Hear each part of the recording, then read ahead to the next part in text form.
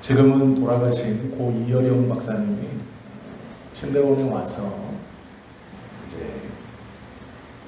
예수님을 믿은 다음에 특강 형식으로 강의를 하셨는데 그때 이런 말씀을 하신 적이 있어요. 당신은 성경을 읽을수록 성경이 하나님의 말씀이고 진리의 말씀인 것을 100% 믿는다라고 하셨어요. 저희들의 입장에서는 당연하지라고 생각했지만 그렇게 믿는 이유가 조금 달랐습니다. 왜 그러냐면 성경을 100% 하나님의 말씀으로 믿는 이유가 황당한 이야기가 많이 있어서라는 게 이유였습니다. 그게 무슨 말일까? 그 뒤에 말이 궁금했습니다. 물 한 잔 마실 정도의 시간 동안 가만히 계시다가 이제 다 목사가 되려고 하는 저희들에게 그런 말을 하시는 거예요. 만약 성경의 말씀을 사람이 지었다면 이렇게 지을 리가 없다. 이렇게 황당무계한 이야기들을 많이 집어넣고 사기를 치려고 썼다면 더 철저하고 논리적으로 써야지 이렇게 썼을 리가 없다. 그래서 자기는 오히려 황당무계한 이야기가 많아서 성경이 하나님의 말씀이고 하나님께서 우리에게 구원의 길을 주시는 것이라는 것을 믿는다. 이렇게 말씀하시더라고요. 전혀 생각해보지 못했던 그러한 시각으로 하나님의 말씀을 받아들이고 이해하고 또 믿음을 고백하는 모습이 좀 새로웠습니다. 성경의 모든 말씀들을 우리가 다 믿고 또 이해하고 논리적으로 순응하기는 쉽지 않습니다. 그 대표적인 것 중 하나가 동정녀 탄생입니다.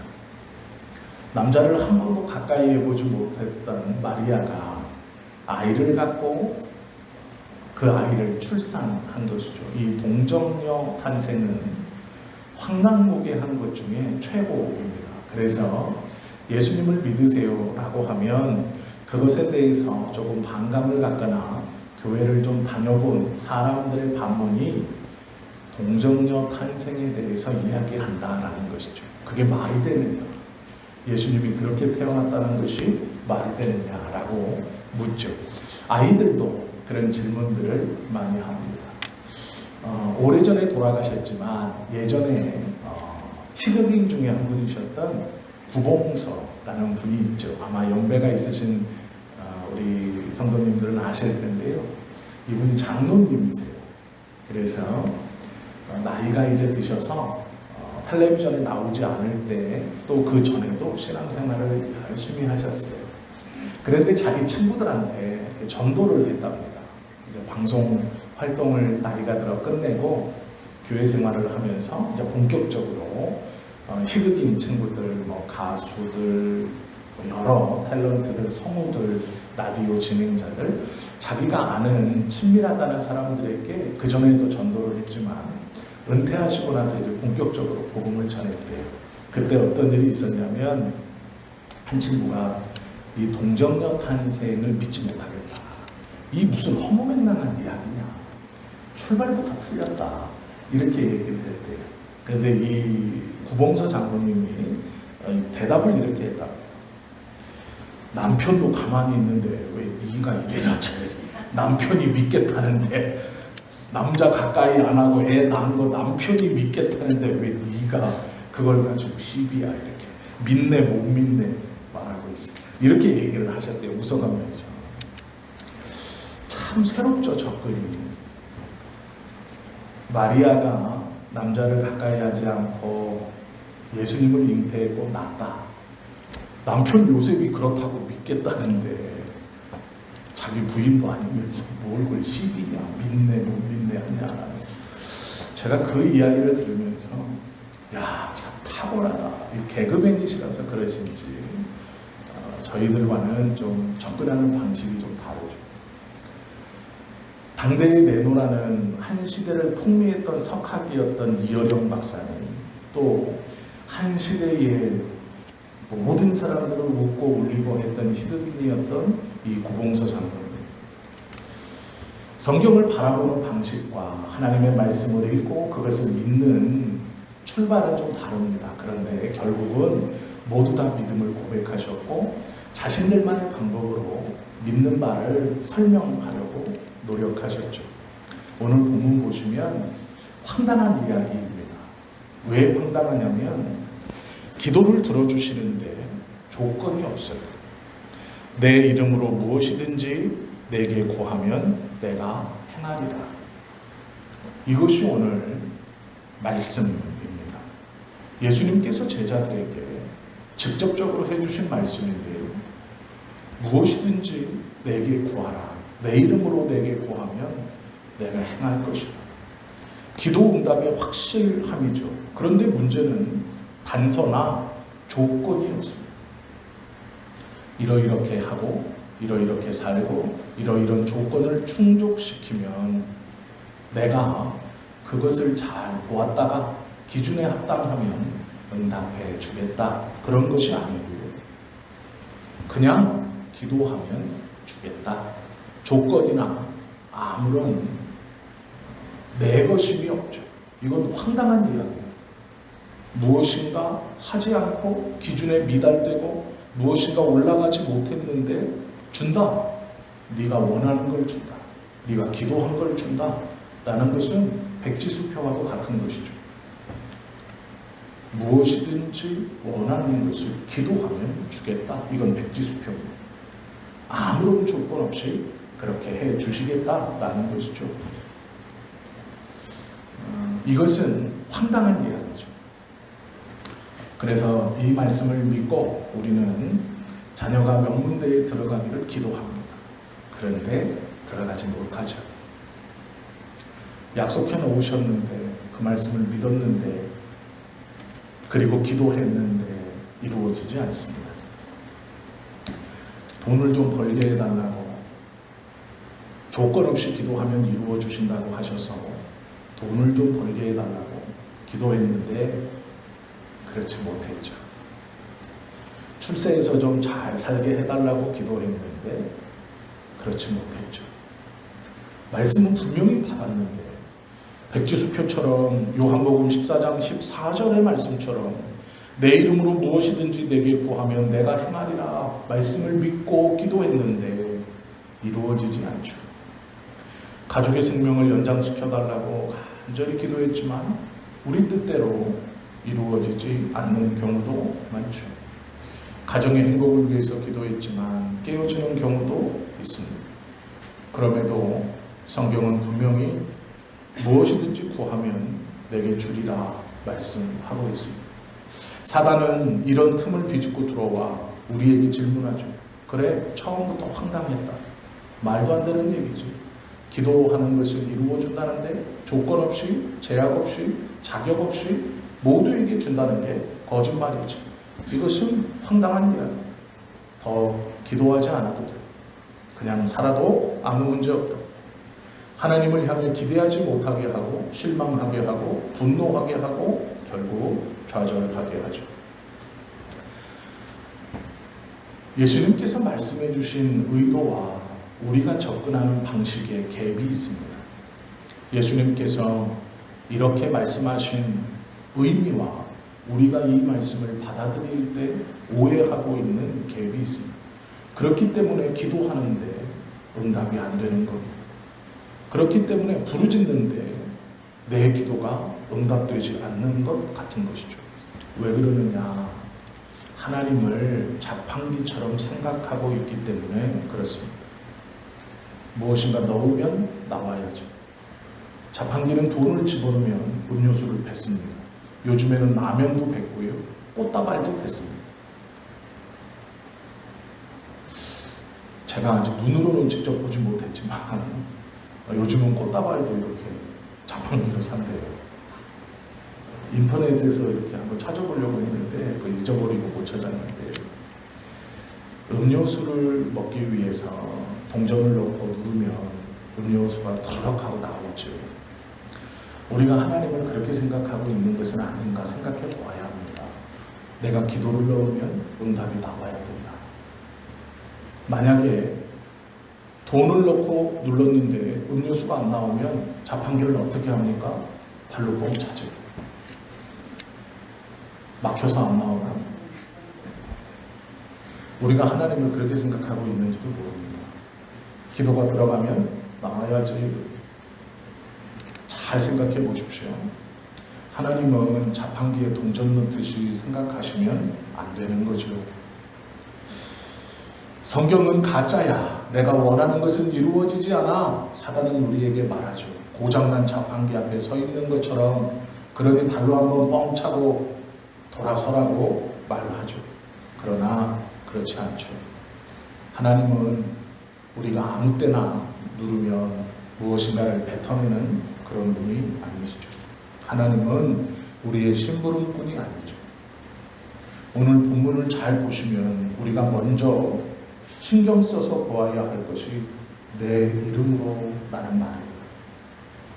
예수님께 구하는데 내 이름으로, 예수님의 이름으로 라는 말이죠. 우리의 이름이 아닙니다.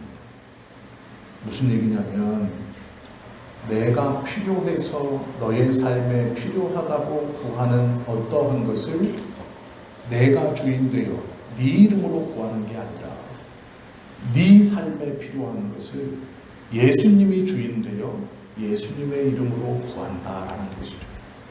내 이름으로 라는 것은 예수님의 이름입니다. 필요한 건 누리고 써야 되는 것도 누리고 그걸 받아서 누려야 되는 것은 난데 예수님은 너의 삶에 필요하고 너의 삶에 있어야 하고 너의 삶에 받아야 하고 누려야 하는 그 모든 것, 그것은 네 이름으로가 아니라 예수님의 이름, 내 이름으로 구해야 한다라고 말합니다. 이것은 너의 삶의 주인이 내가 생각하는 것처럼 내가 필요한 것, 내가 받았을 것, 내가 누려가는 것, 내가 아니고 예수님이시다라고 말씀하시는 겁니다. 내 이름으로 라는 것은 내 삶의 주도권이 너에게 있지 않고 예수님 나에게 있다, 이렇게 말씀하시는 것이죠. 오늘 본문을 잘 알아듣지 못하면 신앙의 회의가 됩니다. 열심히 할수록 신앙의 회의가 되죠. 간절히 기도할수록 응답이 이루어지지 않는 하나님에 대해서 실망하게 되죠. 그러나 감사한 것은 조건 없이 기도하라라는 것은 동전 넣으면 음료수를 준다, 이 수준이 아닙니다. 너의 삶의 주도권을 내가 갖고 있다라는 것이죠. 이것은 황당무계한 게 아니라 감개무량한 겁니다. 왜요?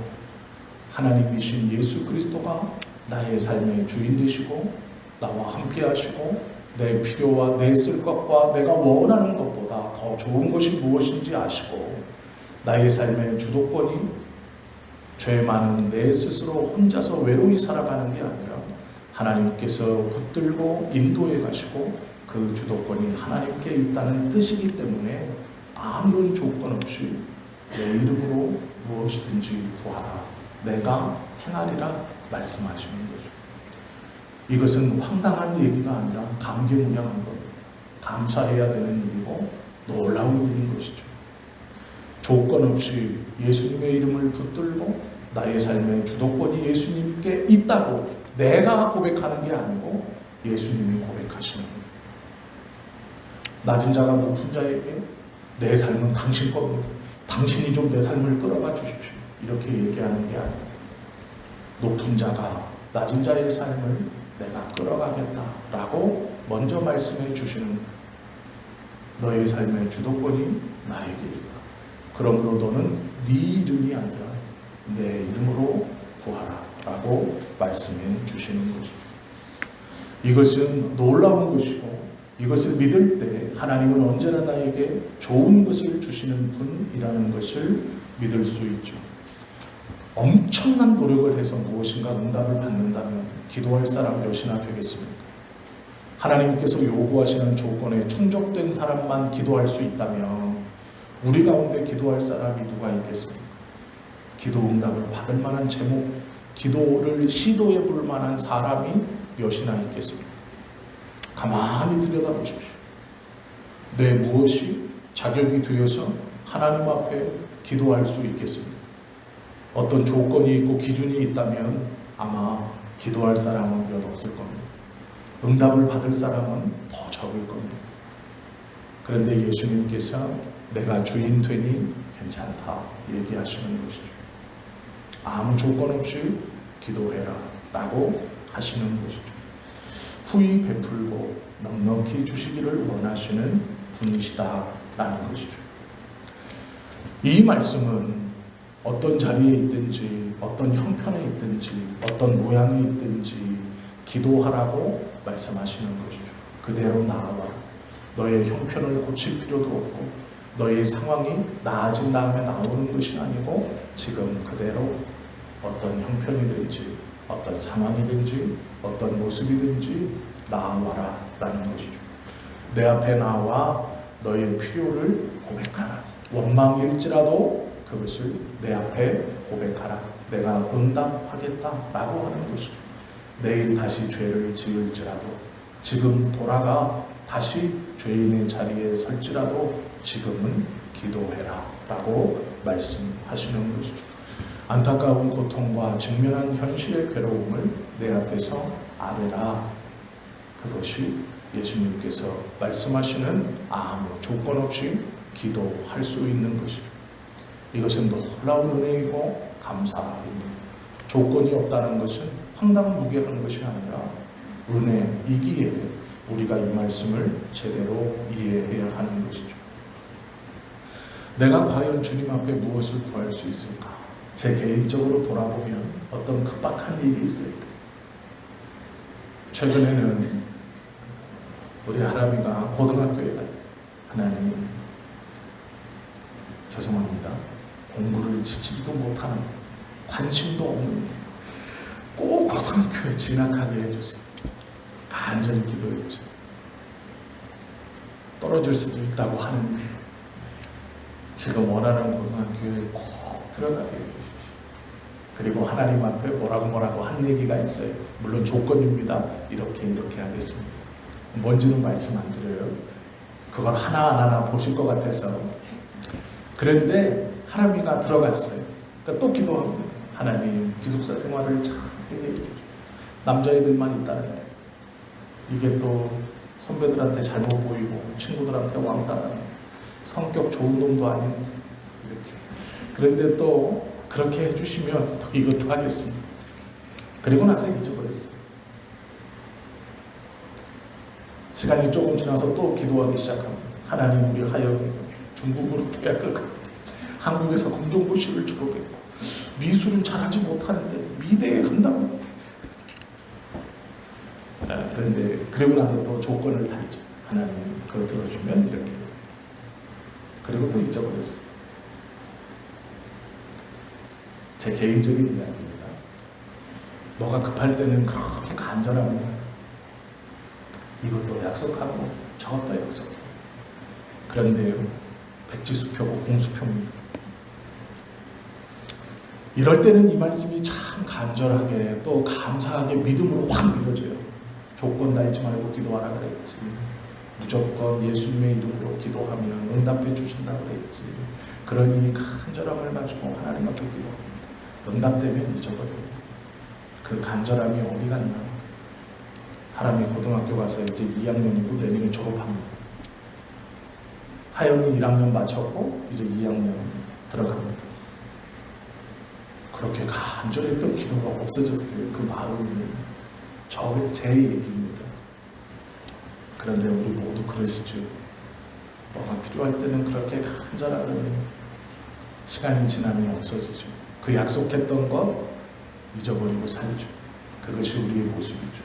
그러나 하나님이 그렇게라도 그 모습도 원하시고 좋아하시고 기뻐하신다라는 것이죠. 이런 것이 필요하니 주시고 이것을 반석 위에 세워주고 넉넉하게 해주십시오 라고 간절히 기도하지만 그렇게 살지 못하는 것을 솔직히 봅니다. 그리고 그렇게 고백합니다. 하나님께서 만약 저에게 내가 그렇게 간절히 기도하는 그 순간 먼저 너의 죄를 다 토하고 기도해라 라고 하신다면 저는 기도 못합니다. 왜 못할까요? 죄 고백하다가 날 새고 죄 기억하려고 애쓰다가 기진해서 기도 못합니다. 하나님이 내 기도를 들으시기 전에 너의 모든 죄를 다 고하고 깨끗한 심령으로 내게 와라 그러면 못 가요. 언제 깨끗해집니까? 언제 모든 죄를 다 고하고 있습니까? 못해요. 아니면 저에게 기도한 후에는 완전히 다른 사람이 되어라 라고 하신다면 못합니다.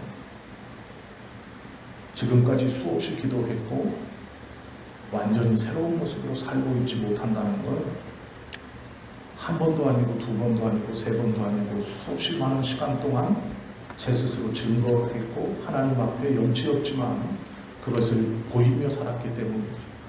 기도하기 전 하나님이 너의 모든 죄를 고하고 기도해라라고 했다 그러면 못할 겁니다. 기도한 후에 너의 삶은 완전히 달라야 된다라고 저에게 그것만을 요구하셨다면 기도 못합니다. 이제 염치 없어서 못하죠. 처음 기도를 시작하고 몇 번은 하겠지만 못하죠. 기도한 후에 완전히 새로운 사람이 되어야 하는데 그렇지 못하다는 걸 저는 알고 있습니다. 별반 변화 없이 살죠. 조금의 변화는 있을 수 있지만 별반 다르지 않죠. 예수님께서 무엇이든지 내 이름으로 구하라 내가 행하리라. 이것은 놀라운 것입니다. 너의 모든 죄를 토하고 다 낱낱이 아린 다음에 기도해라 라고 하지 않으시니 얼마나 감사한 겁니다. 기도한 후에 완전히 새로운 사람이 되어야 한다라고 하지 않으시니 얼마나 감사한 겁니다. 그러기에 오늘도 우리는 기도할 수 있고 하나님의 응답을 기대할 수 있는 것이죠. 야고보서 4장 2절 말씀에 보면 이런 말씀이 있습니다. 너희는 욕심을 내어도 얻지 못하여 살인하며 시기하여도 능히 취하지 못함으로 다투고 싸우는도다. 너희가 얻지 못함은 구하지 아니하기 때문이다 라고 말씀합니다. 갖고 싶어서 살인도 하고 싸움도 하고 다투기도 하지만 갖지 못한답니다. 그런데 놀라운 것은 너희가 그것을 얻지 못함은 싸움을 못해서 살인을 못 저질러서 다툼을 잘 못해서가 아니라 구하지 못해서 라고 말씀하고 있습니다. 완전히 다르죠. 접근이 다릅니다. 우리는 그것을 가지려면 살인하고 싸움하고 다투어 빼앗는 것으로 생각하지만 내가 움켜쥐는 것으로 생각하지만 하나님은 뭐라고 말씀하시냐면 구하지 않기 때문에 받지 못한다 라고 말씀하고 있다라는 것이죠. 기도의 내용은 뻔뻔해도 됩니다. 행실이 난폭해도 됩니다. 괜찮습니다. 오늘 말씀은 그 조건이 없다라는 것이죠. 정욕으로 쓰려고 잘못 구하는 것 가만히 생각해 보십시오. 정욕으로 쓰려고 잘못 구하는 것 잘못 구했습니다. 정욕으로 쓰려고 구했기 때문에 잘못 구한 겁니다. 그러면 하나님이 주실까요? 안 주시겠죠. 그건 억울하지 않습니다. 왜요? 잘못 구했어요. 내가 정욕으로 쓰려고 잘못 구했기 때문에 하나님이 주시지 않아 받지 못해도 억울하지 않습니다. 그런데 억울한 게 있어요. 구하지 못해서 못 받는 건 억울한 거죠. 잘못 구해서 받지 못하는 건 억울하지 않아요.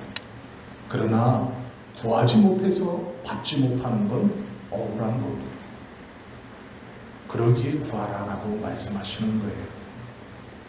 구하지 않기 때문에 받지 못한다. 이 말은 잘못 구했을 때 받지 못하는 건 그럴 수 있죠. 저도 이해가 되고 납득이 됩니다. 내가 잘못 구하고 있는데 잘못 구하는 걸 주시진 않죠. 당연하죠. 괜찮습니다. 그런데 구하지 못해서 받지 못하는 건 너무 억울해요. 누군가는 구해서 받고 누리며 살아가고 있는데 나는 구하지 못해서 그 하나님께 구하지 못해서 받지 못한다. 그건 억울할 것 같습니다. 억울하지 않기 위해서라도 구해야 돼요. 억울하지 않기 위해서라도 기도하라라는 것입니다. 내 이름으로 구하면 주시리라. 우리 이름 가지고는 하나님께 나아갈 수 없고 만날 수 없다라는 말씀입니다. 예수님의 이름만이 하나님을 만날 수 있고 하나님께 나아갈 수 있다라는 것이죠. 기도할 때 영적이고 고상한 것만 기도하는 게 아닙니다. 무엇이든지 먹고 입고 자는 모든 문제, 우리의 생활에서 우리가 필요로 하고 내가 느끼는 모든 것들을 다 구하라는 것이죠. 기도는 거룩한 것만을 구하는 게 아니에요. 영적인 것만을 고치거나 회복시키는 것이 아닙니다. 모든 것을 다 구하는 것이죠. 일상의 작은 생각과 지나쳐가는 마음속에 있는 것들도 하나님께 구하는 것이죠. 수준이 높은 사람이 착각하는 게 있어요. 영성 박사가 쓴 책 중에 이런 내용이 있습니다. 사무실에 있다가 퇴근하고 집에 가는데 이제 우리는 길거리라고 하지만 이 책에서는 이제 스트리트라고 하죠. 그리고 구역이라고 이렇게 표현하는데요. 자기 집으로 걸어가고 있는 그 길에서 뒤에서 소방차의 소리가 들렸답니다. 그래서 자기 집이 저 코너를 돌면 저 코너만 돌면 자기 집인데 소방차가 큰 소리로 윙윙거리면서 오는 거예요. 그러니까 이 사람이 그걸 보고 기도한 겁니다. 처음에는 아무 생각이 없었어요. 소방차가 오네. 그런데 이 소방차가 어디로 갑니까 지금? 자기 집 쪽 골목으로 가는 거예요. 그리고 봤더니 이 블럭 뒤에서 연기같이 솟고 있는 거예요. 그 블럭 뒤에 뭐가 있습니까? 자기 집이 있어요. 그러니까 이 사람이 소방차가 지나가는 걸 보면서 하나님께 기도하는 거예요. 하나님, 내 집이 아니면 좋겠습니다. 그리고 달려서 그 골목을 돌았어요. 그리고 자기 집이 아니었어요. 한숨을 푹 내쉬면서 내가 멀었구나. 내가 아직도 멀었구나. 이렇게 생각했다는 거예요. 수준 높은 사람은 그렇게 기도하는 겁니까? 저는 아니라고 생각해요. 하나님, 내 집이 아니기를. 그러면 수준 높은 사람은 하나님, 저 소방차가 내 집으로 가기를, 옆집이 아니라 내 집이 홀랑 타기를, 그 집은 멀쩡하기를. 그게 수준 높은 사람입니까? 아니죠. 아니죠. 소방차가 내 집 골목으로 가면 내 집이 아니기를 하나님이라고 기도하는 게 정상이고 그것이 하나님의 뜻이고, 어떻게 하나님, 내 집은 홀랑타고 옆집은 멀쩡해서 내가 믿음이 좋고 내가 예수님 믿고 내가 하나님을 믿으니까 내 집은 다 타도 되고 옆집은 멀쩡해야 되고, 이게 어떻게 수준 높은 신앙입니까? 아니죠. 예수님께서 원하시는 것은 그런 기도가 아닙니다. 오늘 본문은 너의 모든 것을 구하라. 소방차가 내 집 쪽으로 갈 때 하나님, 우리 집은 안 됩니다. 내 집은 안 됩니다. 내 집이 아니어야 됩니다. 라고 기도하는 것이 하나님이 원하시는 기도입니다. 하나님께서 우리에게 놀라운 하나님의 말씀들을 가르쳐 주시고 우리가 하나님을 바로 믿고 있다라는 이것은 분별이 필요하죠. 그 말씀을 좀 정리하는데요. 하나님께서 말씀하시기를 내 이름으로 무엇이든지 내게 구하면 내가 행하리라 말씀합니다. 조건 없이 아무것 모든 것을 구할 수 있다. 그런데 구하는 너의 이름이 아니라 예수님, 나의 이름으로 구해야 한다. 너의 이름으로 하나님 앞에 나아갈 수 없고 예수님, 나의 이름으로 하나님 앞에 나아갈 수 있다. 그런데 놀라운 것은요, 우리가 구하는 그 어떤 것, 물질을 구하고 건강을 구하고 관계 회복을 구하고 교회의 부흥을 구하고 그 어떤 것, 우리가 생각할 수 있는 모든 것. 그런데 놀랍게도 오늘 주보에 보시면 누가 무엇을 주시는가? 너희가 갈지라도 좋은 것을 자식에게 줄 알거든. 하물며 너희 하늘아버지께서 구하는 자에게 성령을 주시지 않겠느냐 말씀하십니다. 하나님께서 구하는 자에게 무엇을 주신대요? 성령을 주신대요. 성령을 받는 것이 왜 좋은 일이냐? 성령은 보혜사이십니다. 돕는 영이에요. 부족한 지식을 가진 자에게 지식을 더해 주시고, 부족한 믿음을 가진 자에게 믿음을 더해 주신다라는 것이죠. 보혜사라는 말은 우리의 지지자, 우리의 변호사, 우리의 위로자, 우리의 지혜자라는 뜻입니다. 그 성령님을 우리에게 주신다라는 뜻이죠. 이 성령과 함께 살 때 후회 없는 삶을 살 수 있는 것이죠. 죽을 때 후회할 만한 것 지금 하십시오. 버킷리스트 종이에만 적지 마시고요. 해보십시오. 괜찮습니다. 몇 번 해보다 보면 그것도 크게 감은 없습니다. 하고 싶은 것, 작은 것부터 큰 것까지 다 적어보십시오. 처음에 몇 번은 와 하지만 하다 보면요 퍼져도 재미없어요. 우리의 삶은 그렇습니다. 그 기쁨이 그렇게 오래가지 않습니다. 성령께서 우리와 동행하신다는 것은 놀라운 것이죠. 한 가지 예를 들어드릴게요. 저도 많이 경험했지만 아이들이 인간관계에 문제가 생기거나 환경과 여건으로 자기가 힘들어지고 어려워지게 되면 상담을 누구하고 합니까? 친구하고 해요. 17살짜리는 17살짜리, 16살짜리는 16살짜리, 13살짜리는 13살짜리. 자기와 가장 친구한테 그 시간, 그 시기 자기가 가장 힘들고 어려워하는 문제를 이야기합니다. 엄마 아빠가 싸워. 나는 이 가정이 너무 싫어. 나는 이 집에서 나가고 싶어. 똑같이 그 13살짜리가 뭐라 그럽니까? 나가라. 그러고 나가지고 13살짜리, 12살짜리, 10살짜리, 11살짜리의 이 문제가 그 현재 자기를 괴롭히고 괴롭게 하는 그 문제를 그때 자기 친구가 아니라 지혜로운 어른과 상담했다면 어떨까요? 성령께서 우리와 함께 계신다는 건 그것입니다. 내가 아무리 사람에게 찾아가 지혜를 구하고 방법을 구해도 그건 그냥 똑같은 사람들이에요. 11살짜리가 11살짜리한테 삶의 문제를 얘기하고 해결 방법을 찾는 거하고 똑같은 거예요. 나가라. 같이 나가자. 그러면 가져가는 거예요. 성령께서 우리와 함께 계신다는 것은 우리의 삶의 문제를 성령의 지혜로 성령님과 함께 해결하고 그분이 그 문제를 붙들고 인도해 가신다는 거예요. 우리의 삶의 어떤 문제들을 사람에게 말해봐야 거기서 거기입니다. 두 가지 아닙니까? 해라 하지 마라. 우리가 생각할 수 있는 한계는 그것입니다. 자기를 가장 잘 이해할 것 같은 그 친구, 자기와 별반 다르지 않아요. 놀라운 것은요, 1월에는 내가 이 친구한테 내 고민을 얘기했는데 4월 되면 이 친구가 나한테 자기 고민을 얘기해요. 똑같은 사람끼리 왔다 갔다 해요. 그러다가 한 9월쯤 되면 아이고 이놈의 친구서 나도 나가고 너도 나가자. 나 혼자 나가기 그러니까 같이 나가자. 이러는 거예요.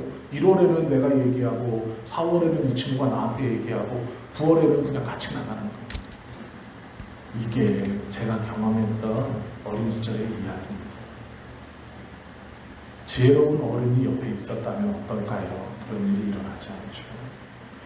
하나님께서 우리에게 성령을 주신다라는 것은 성령을 주시지 않겠느냐라는 건 그런 거예요.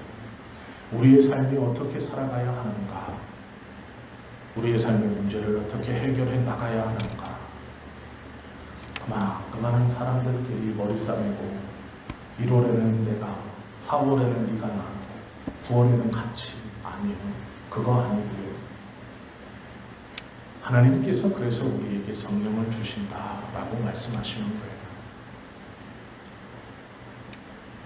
기도할 때 무엇을 기도하든 어떤 상황에서 기도하든 어떻게 기도하든 상관없습니다. 그거 중요하지 않습니다. 중요한 건 하나님은 우리에게 언제나 구하라라고 하시는, 성경은 구하지 못해서 받는 것이 있다고 말씀하십니다. 잘못된 것을 구해서 응답되지 않아 받지 못하면 억울한 것이 아니죠. 그러나 구하지 못해서 받지 못한다면 억울하죠. 우리가 구할 때 하나님은 가장 좋은 성령을 주신대요. 그 성령은 우리의 변호사이고 우리의 지혜자이고 우리의 지지자라는 겁니다. 그리고 그 좋은 것을 하나님은 주신다고 합니다. 그러니 언제든지 무엇이든지 어떤 상황과 형편에서든지 구해야 하는 것이죠. 하나님께 기도해야 하는 것이죠. 죄를 회개하지 못해도 상관없고 기도한 다음 삶이 변하지 못해도 상관없어요. 그것은 성령이 우리와 동행하시면 바뀌게 되어 있습니다. 그 사람에 따라 성령께서 깨닫게 해주시고 바꿔주실 거예요. 그건 두 번째 문제. 먼저 우리가 하나님 앞에 이 말씀을 붙들고 온전히 하나님께 나아가 구하는 것이죠. 기도 응답을 받는 저와 여러분 모두가 되시기를 예수님의 이름으로 축원합니다. 언제나 기도하시는 저와 여러분 되실 수 있기를 예수님의 이름으로 축원합니다. 기도드립니다.